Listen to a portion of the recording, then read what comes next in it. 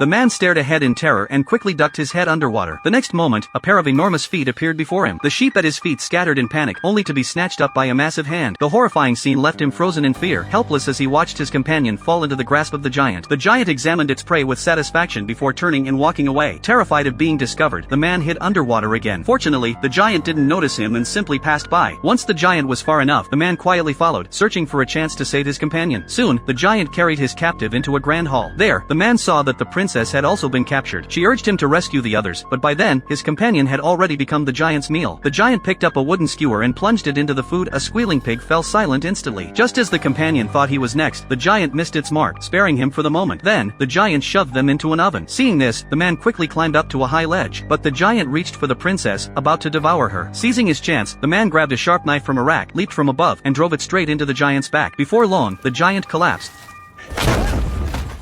The man fled with his companion and the princess, only to find another giant guarding the exit. Determined to escape, the man carefully approached the sleeping giant with a beehive. His companion quietly lifted the giant's helmet, and the man shoved the hive into its mouth. Moments later, the giant awoke with a desperate scream, crashing until it tumbled off the cliff. Meanwhile, on the other side, the king, prioritizing humanity's safety, abandoned his own daughter and ordered his men to sever the vines. The commotion below quickly caught Jack's attention. The massive vines began to tremble. Then the entire structure started collapsing. In the next moment, the man safely landed with the princess in his arms. He successfully brought her back to the king. However, at that very instant, the giants discovered the vine seeds left behind by the humans. A sinister grin spread across their faces. Without hesitation, one of the giants blew the seeds into the water. Upon contact, the seeds instantly sprouted, and in the next second, they erupted into towering, monstrous vines. Then, all the giants launched their assault on humanity. At the same time, the man watched in horror as the colossal vines began spreading across the land. The war between humans and giants had only just begun.